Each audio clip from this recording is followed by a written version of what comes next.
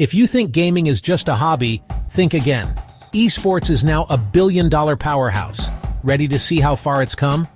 Over the last decade, esports has gone from basement battles to sold-out arenas. In 2024 alone, the industry pulled in over $1.8 billion, with massive sponsors, celebrity pros, and millions tuning in live from every corner of the world.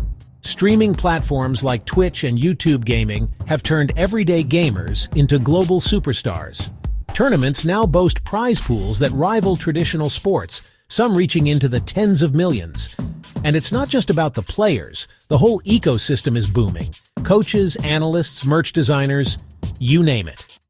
With new games, new teams, and new fans joining every year, esports isn't slowing down. So, next time someone says gaming is a waste of time, just show them the scoreboard. Game on!